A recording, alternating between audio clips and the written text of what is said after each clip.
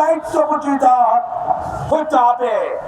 আর যদি দেওয়া না হয়, এখনো যদি জনগণের পালস বুঝতে না পারে, আমার সন্দেহ হয়, আমার ভয় হয়, ফ্যাসিবাদী হাসিনার মতো আপনাদেরও কাউকে কাউকে একই ভাগ্য বরণ করতে হবে।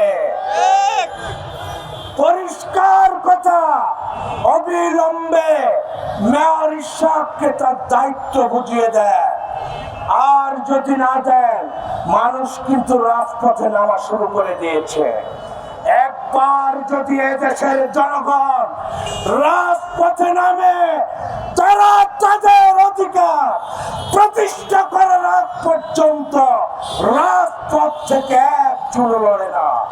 প্রমাণ শেখ হাসিনা, প্রমাণ এক ফ্যাসিবাদী শক্তি বাংলাদেশ থেকে পলায়ন।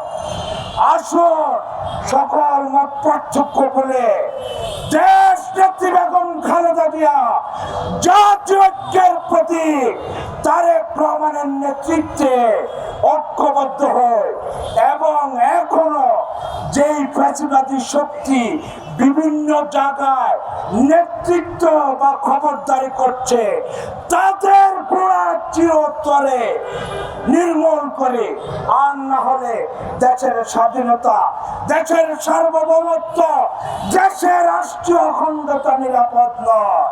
বন্ধুরা আমার, ষড়যন্ত্র চলছে বাংলাদেশের বিরুদ্ধে, দেশি এবং আন্তর্জাতিক ষড়যন্ত্র চলছে। আর তথাকথিত কিছু ছাত্র নেতা বাংলাদেশে ফ্যাসিবাদের মতো লুটপাটের রাজত্ব কায়েম করেছে, যে কারণে মেয়র ইশাককে তার দায়িত্ব বুঝিয়ে দেওয়া হচ্ছে না। মেয়র ইশাককে যদি তার দায়িত্ব বুঝিয়ে দেওয়া হয়, তাহলে লুটপাটের রাজনীতি বন্ধ হবে, কমিশনের বাণিজ্য বন্ধ হবে।